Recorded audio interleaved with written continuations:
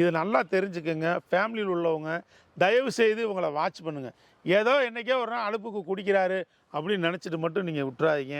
இப்படி குடிக்கிறனால என்ன பிரச்சனை ஆகுது அப்படின்னா, அவங்க முழு குடியாரனாகி மனநிலை பாதிக்கப்பட்டு ஒரு சிறுமூளை பெருமூளை இதெல்லாம் பாதிக்கப்பட்டு உங்களுக்கு அவங்களுடைய கேரக்டரே மாறிடும். ஒரு நல்ல வேலைக்கு போயிட்டு இருந்த மனுஷன் திடீர்னு நல்ல குடியாரனானதுக்கப்புறம் சரியாக வேலைக்கு போக மாட்டார். ஒரு நல்ல குடும்பத்தை பார்த்துக்கிட்டு இருந்த மனுஷன் மனைவி குழந்தையெல்லாம் நல்லா ஞாயிற்றுக்கிழமை ஆச்சுன்னா வெளியில் குளத்தரு கூட்டு போயிட்டு இருந்த மனுஷன் திடீர்னு குடியாரன் ஆகிட்டார் அப்படின்னா அவர் அதெல்லாம் விட்டுருவார்.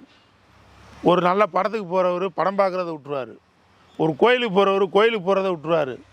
ஃபேமிலிக்கு தேவையான பொருட்கள்லாம் வாங்கிட்டு வந்து கொடுத்துக்கிட்டு இருப்பார். அரிசி பருப்புலேருந்து மளிகை சாமான்லாம் கல்யாணம் முடிஞ்ச புதுசெல்லாம் அதெல்லாம் நல்லா தான் இருந்திருக்கும். ஆனால் குடி வளர்ந்ததுக்கப்புறம் இதெல்லாம் படிப்படியாக குறைஞ்சி கடைசியில் போது ஒரு மளிகை சாமான் கூட வீட்டில் இருக்காது. அந்த மாதிரி ஒரு கண்டிஷன்ஸுக்கு போயிடுவாங்க. இவங்கெல்லாம் குடியாரன் ஆகிட்டாங்கன்னு தான் அர்த்தம்.